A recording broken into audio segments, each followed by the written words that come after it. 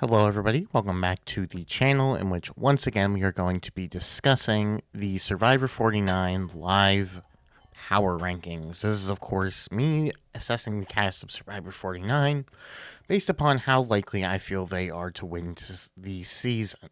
With that being said, if you saw the first episode, you understand the overall thought process. We're going to go through tribe by tribe and just discuss how likely I think they are to win. At the end, going through a player by player basis, stating how likely I think they are to win from first to last. So let's just kick into this with the Hina tribe, who, truthfully, the section's not going to be very long. This tribe got very, very little focus in this episode, so let's just go ahead and start out with the person who probably got the most focus, being MC, who it was good to see her have a bit of a pickup after the very lackluster premiere on her end, getting her being somewhat wary of Matt, but also seeing her majority with Steven and Christina forming. Overall, I think MC is somebody who clearly has potential here, can do well. However, I think having that really lackluster premiere is going to really hurt her. As well, I just don't really see this tribe as one that's going to promote a winner. They're just getting such a minimal edit in this very important beginning of the season that it's just tough to see anybody win from here. Now, following MC, we have Christina, who, as mentioned before, was a part of the scene with the alliance of her, Matt, Steven, and MC. However, Christina got basically no content and was purple, so awesome. I really like Christina, and I think that she can do well. It's just they don't give her anything, so there's no reason to really promote her higher. I thought fifth was a little too high in retrospect after episode 1, but I'm even more definitive on that path now. Next up, we have Matt, who is probably going to be somewhat higher on the list because he is getting content. However, he's getting mostly really bad content. He's clearly being set up for a fall with the likes of MC undercutting him. You have his aloofness in the last episode at something like video games, which isn't super crazy. It's the way that they portray it that's bad. And I just don't really see Matt having a deep run at this point. I think as soon as he loses, it's either going to be him or it's going to be one of the outsiders. It's just, I don't see a lot of potential moving forward for Matt, so it's a bit of a shame. Next up, we have Jason, who also is really disappointing to me because, like Christina, I like Jason a good bit. He seems like a nice guy, a fun personality. But once again, he just got no content. And coincidentally, Sophie as well basically got no content. However, she got a little bit because she was Matt's target. So she got circumstantial content. So it was superfluous. I just don't know what they're doing with her at this point. She got basically nothing. It just is what it is. And lastly, we have Steven, who very clearly had a good bit of a cooldown after his massive premiere in comparison to the rest of the tribe. So he really only had 1 or 2 confessionals and a couple scenes, but once again, still a rootable figure, but just seeing his drop off in content, I don't know.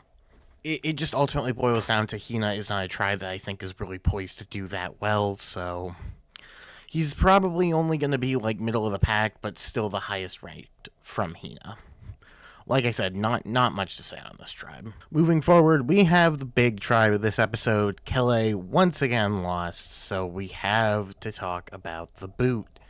Being Annie, who Annie is a really fun character, this really domineering alpha figure who you just would not have expected in theory, so I think that's really fun.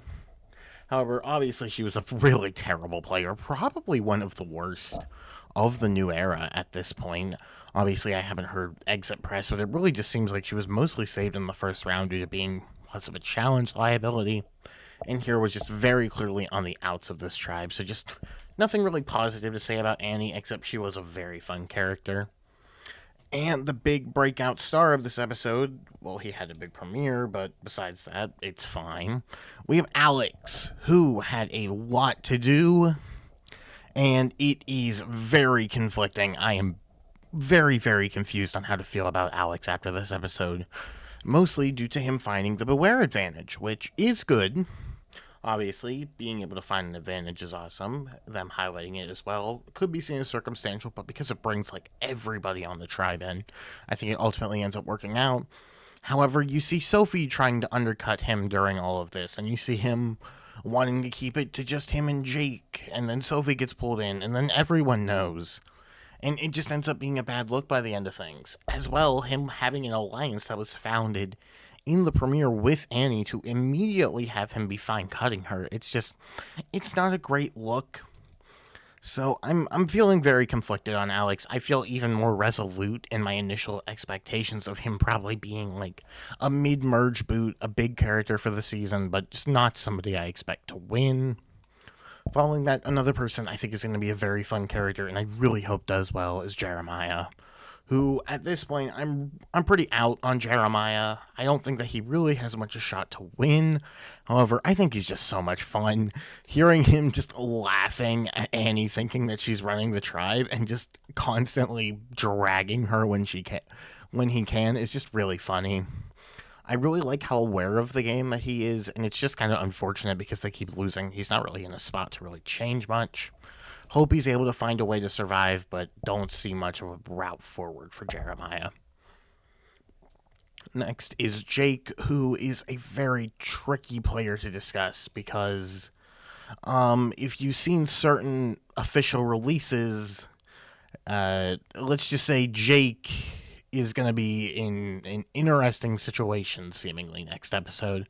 So I'm not exactly sure where to put him on the ranking because edit-wise, I think Jake is actually really high up there. Like, he's clearly the best person behind Sophie on this tribe edit-wise. Having his shoe bandit stuff, which is just so stupid that it almost won me over in this episode with just how ridiculous it all is. Having him being really connected to both Alex and Sophie, being really in the middle of the tribe, all things considered, because of that. I think he's set up really well. Ultimately seems like he is poised for a deep run. It's just a lot of these outside circumstances that make me feel a bit weary on where to place Jake. But still, the clear star of Calais, we have Sophie, who, once again, just is such a focal point of the edit, getting a lot of the content describing Calais as, like, almost underdogs in a sense, and how they keep losing, and how they need to pull out a win this time, and how the morale is low, which I think is good content for her, showing that she's a multifaceted person, evidently. And we see her being in the middle of the tribe. I don't really know how to take the incident with the lockbox at the idol hunt, with her trying to get the idol away from Alex, however just isn't able to accomplish that. But I feel like it does showcase some ingenuity for her as a player and as a figure on the season, so I'm not really sure. I still do think that she's clearly getting the most complex and the most well thought out edit of this tribe. It's just, however, that I don't think that they're super poised at this point because they just keep losing. So just like from an in-game perspective, it seems unlikely for them to do super well. Moving on, though, we're at the final tribe, which is the Uli tribe. First off, probably the person with the least to discuss, we have Sage, who was barely in the episode. Sage probably has like the most purple edit outside of Jason this episode, of just barely being there. And it's like, I don't know what they're doing with her at this point. It even seems like a lot of the Shannon stuff with her is not really being that pushed from her side of things. So it's just like, I don't really know much about Sage aside from the fact that she dressed up as the Easter Bunny, I guess. I'm not feeling good about Sage. Very likely the person at the bottom of the list at this point. And talking about her, we have Shannon, who I will say, I definitely had Shannon a little too low last time. I truthfully, just due to the format of this, wasn't able to catch everything, and I ended up missing the Savannah and Shane relationship being as set up and strong as it was. In retrospect, I likely would have had Shannon a good bit higher if I had caught that. With that being said, though, I don't think that she really had too much to do here. A little bit of setup stuff with Sage again, but nothing too crazy. Showing her being cool with the majority alliance that was formed, that Nate was talking about last episode, which we'll talk more about whenever we get to Nate.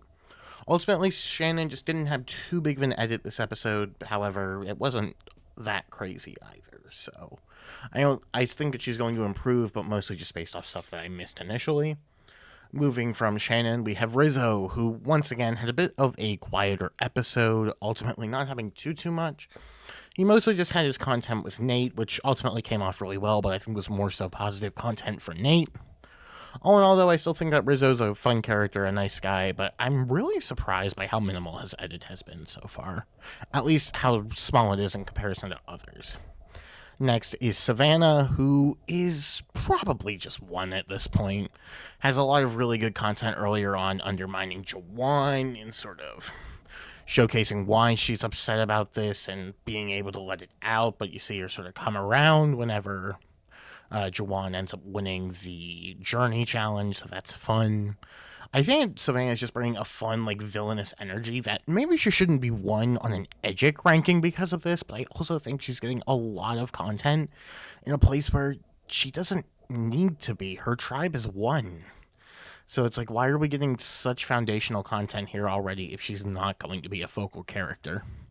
I just feel very confident about Savannah at this point, so let's move on. Next is Jawan, who had a pretty decent episode here. However, it's filled with a lot of bad. Pretty much the entire segment around the bags and him collecting sticks and leaves and such, and ultimately using Savannah's bag instead of his own. It just was a bad look. Savannah and multiple other people calling him out for it.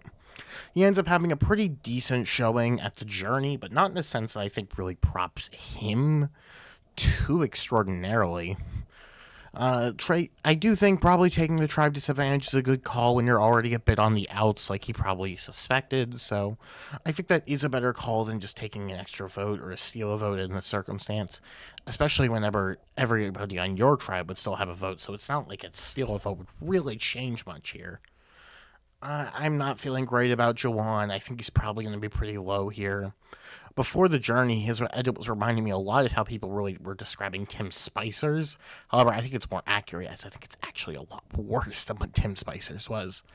So that's where I'm at there. And the final person to discuss, we have Nate, who, all things considered, I think once again had a pretty damn solid episode. Getting more set up for the Alliance, having it fully come together here. You also get a good scene of him and Rizzo really bonding, coming together, which I really liked. But then you have the big segment of, once again, him just being like the dad of the tribe, being on seemingly the social outs because of that, not being able to relate as much, but he's really getting in. He's really like gelling with them, and he's like the dad of the tribe, and everybody's starting to like him a lot. I think Nate has a lot of really good prospects here. I think that he's being set up really well. He's in a good spot tribe wise, and the edit is really backing him up. So I'm feeling pretty damn confident about Nate right now. With that being said, however, let's get into the overall ranking, which is a bit tricky. At the bottom, I'm really not totally sure who it should be. I think, however, I do need to hold strong with Sophie from Hina. Her content, once again, is solely focused around stuff that happened because it's integral, with her being targeted by Matt. I think had it not been there, she just would have gotten nothing again. And at that point, that's still less than the person who I'm going to have just above her in Sage, who also does not get a lot of content, but at least she had more stuff in the premiere to really bounce back to. Once again, two people just are not very well edited. Same with Jason, who, for me, generally speaking, edgically, if you don't get content on the show, I'm going to knock that worse than getting bad content. Because even if you're getting bad content, at least you're on the show at that point, and people aren't going to forget you. And just Jason wasn't. And a good example of a person who got bad content but just was on the show, so they're higher, is going to be Jawan, who I want to have Jawan higher. I like Jawan, but I just think that Jawan is very poorly set up right now. On his tribe, he's at best like the second from the bottom, and just nobody's really backing him in a spot where he's gotten that strong of content to himself. So I think Jawan does have to be pretty low. Same, unfortunately, with Christina, who I just wish Hina was getting a bit more content because Hina just seems like a fun tribe. While in Christina, I'm going to go Matt. Once again, Matt just getting relatively bad content, but at least he was getting stuff on the show. You know, actually, thinking on it again, I'm going to switch this around here. I'm going to move Matt down to 13. And then I'm going to move Matt to 13. I'm going to move Christina is going to actually stay at 12, and Jawan is going to go to 11, because at least Jawan did have him like winning the journey and got good content through that, whereas Matt obviously loses the journey in contrast to that, and Christina just isn't on the show. Woohoo. I think next up is probably a good spot for Jeremiah. I don't think that Jeremiah is being set up that well for like a win or really to do all that strong. However, I do think just in comparison to the others, it makes sense. I think after Jeremiah, I'll have Shannon, who my main issue with Shannon is just how I think that Savannah is getting the majority of the content for them. And I feel like Shannon would have been a bit more established here if it was meant to be taken more seriously. So that's kind of where I'm at there. I think 8 for MC is a fair spot. She got more content, but just a completely invisible premiere. It makes it tough to really put her too much higher. And now the debate is, do I just put Steven here, which would be the same spot that I had Steven last time, or do I drop Alex down? Because I think Alex ultimately didn't have a very good episode at all, personally. I think Alex had a worse overall episode, so I'm going to drop Alex from 4 to 7. And Steven's actually going to be at 6, even though I don't feel great about Steven at 6. It's mostly just due to other people not having the best of edits. I think Jake jumping to 5 makes sense. He's still getting a lot of content. He's still very visible. However, he's getting some more questionable stuff. And obviously, but the next time on, I'm just generally worried for Jake. I think Rizzo following Jake makes sense. He didn't get a lot of content here, but I still feel pretty good about Rizzo. I had him number 1 last time, but still in contention, absolutely. Third, I think I'm going to have Nate. Nate, I think, just got really solid content, really strong content to propel him. However, I just don't think it's enough to really put him ahead of the top 2, who I'm keeping Sophie at 2. I just think that Sophie's actual route to a win, Sophie from Calais, of course, I think that Sophie's actually route to a win is just going to be a lot trickier, a lot tougher, and I feel like a lot of the content that this other person that I'm going to have at 1 is getting is a lot less, like, necessary. Hence why at number 1, I'm going to have Savannah. I think it's weird to have Savannah at 1, considering this more, like, villainous portrayal that Savannah has been getting. But I just think if she's not going to do incredibly well or be this vocal character on the season, why is she getting all of this when it's just not necessary to the season at the moment?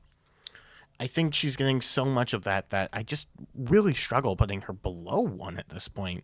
Although I could definitely see an argument for somebody like Sophie. With that being said, however, that is episode 2 of the Power Rankings. I really hope that you enjoyed this, and I hope to continue on with next week's episode.